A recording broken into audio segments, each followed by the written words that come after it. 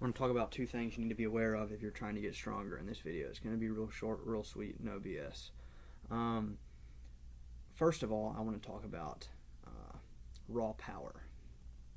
You know, what makes someone powerful? There's more than just a simple aspect. They didn't just do one thing to become powerful. And I'm not talking about economic or political power. I'm talking about Ilian walking up to 533 pounds and cleaning and jerking it kind of power. Or Brian Shaw deadlifting, 1,100 pounds at the Arnold. That's the kind of power I'm talking about.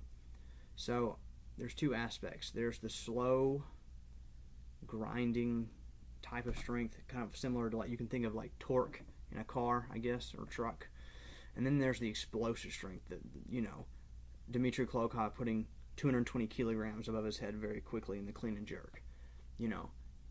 That clean and jerk required lots of torque type strength, raw strength, and it also required lots of explosive type. You can think in terms of horsepower, explosive type speed strength to get that clean and jerk of 220 kilograms overhead.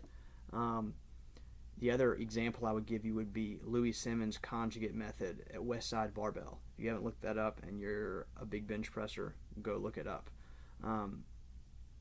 It will dramatically change the way you view the bench press and your overall strength training. But he focuses on addressing all your muscle fibers, having lots of explosive speed days and lots of heavy, low volume singles, doubles, triples, workout days. So if you're not addressing both aspects of your strength and your goal is to become as strong as possible, whether you're an Olympic weightlifter, I say Olympic weightlifter, the correct term is just weightlifter, but Olympic weightlifter for the purposes of the audience understanding what I'm trying to say, or power lifter, or any kind of, whether you're a football player, rugby player, whatever, you need to be addressing both types of strength training, doing your slow, heavy pulls and your quick, explosive jumps, clean snatches, all kinds of training that addresses both sides of the fence. So that's just a tip for you. If you don't know what I'm talking about, do your research. It's going to dramatically change your training.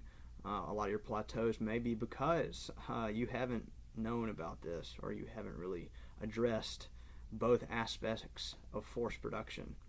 So, it's kind of simple if you think about the physics. Force is equal to the net mass, or the net force is equal to the net mass times the net acceleration.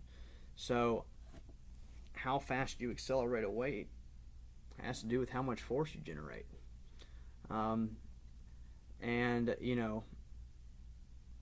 if you're not training your speed, that might be why your bench press is stuck. That might be why your squats, you can't get a stretch reflex out of the bottom. That might be why you can't get past the first phase of your deadlift. You can't get it off the floor because you don't have any explosive strength.